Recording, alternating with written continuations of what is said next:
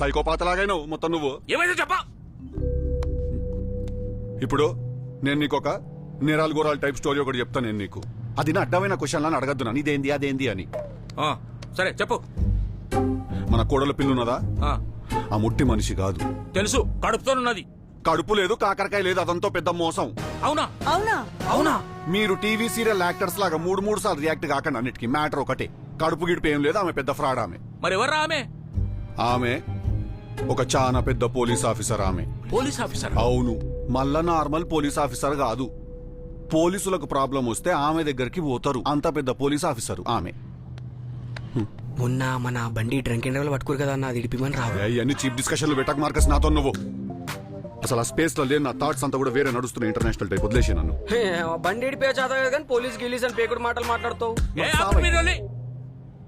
ఇప్పుడు కోడలి పిల్ల గంత పెద్ద పోలీస్ ఆఫీసర్ అయితే మరి